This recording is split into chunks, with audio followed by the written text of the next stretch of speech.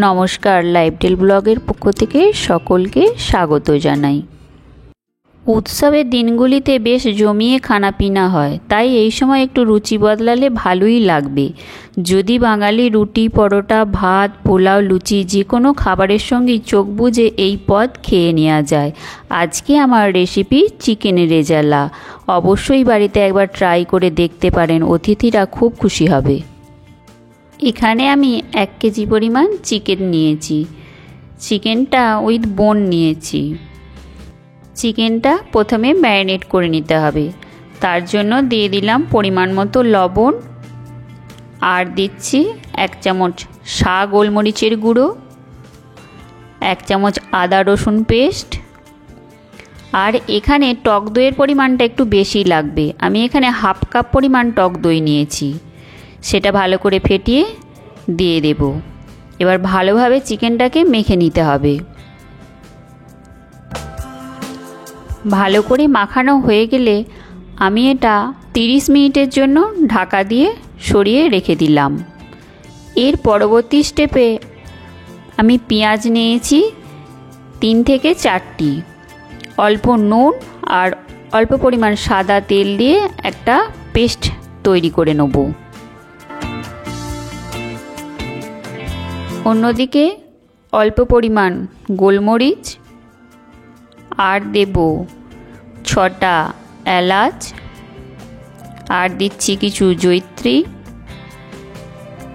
1/2 চামচেরও অল্প গোটা ধনে, আর অল্প নুন দিয়ে এটা আমি গুঁড়ো করে নেব। বাঙালি রেসিপিতে পোস্ত না ব্যবহার করলে হয় না, তাই 2 চামচ পোস্ত আর কিছুটা কাজু মিহি ফাইন পেস্ট তৈরি করে নিয়েছিলাম। গ্যাসে একটা প্যান বসিয়ে দিয়েছি। দিয়ে দিলাম 2 থেকে 3 চামচ পরিমাণ সাদা তেল আর 1 চামচ পরিমাণ ঘি। হালকা মতন গরম হলে 2টো তেজপাতা, কিছু লবঙ্গ আর 2টো দারচিনি হালকা করে নেড়ে নেব। একটা সুগন্ধ বের হলে দিয়ে দিচ্ছি 3টে শুকনো লঙ্কা। এখানে মনে রাখতে হবে শুকনো লঙ্কাটা যেন পুড়ে না যায়। আর কিছুটা বাটারটা হালকা করে গলিয়ে নেব।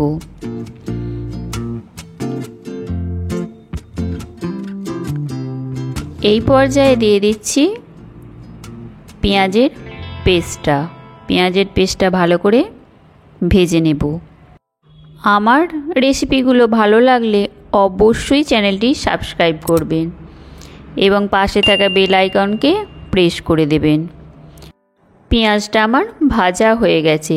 এই পর্যায়ে কিছুটা টক দই দিয়ে পেঁয়াজের সাথে ভালো করে মিক্সড করে কাঁচা গন্ধ যাওয়া অবধি ভেজে নেব। ভালো মতো ভাজা হয়ে গেলে ম্যারিনেট করে রাখা চিকেনটা দিয়ে দেব।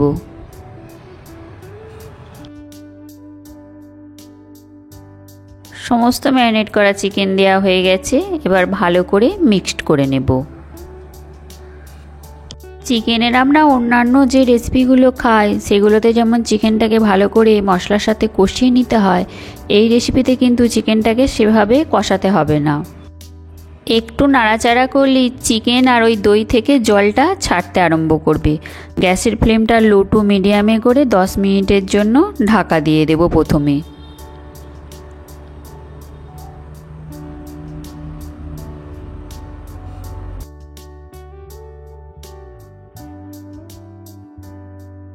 দশ মিনিট পর ফিরে এলাম। আমার চিকেন থেকে তেল ছেড়ে গেছে, কিন্তু গ্রেভিটা এখনও পাতলাই লাগছে।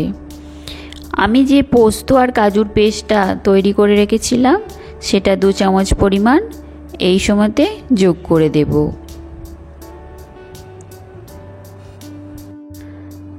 ভালো করে মিক্সড করে নিয়ে গ্রেভিটা যখন একটু ফুটে উঠবে তখন 1 চামচ কেওড়া জল দিয়ে দেব।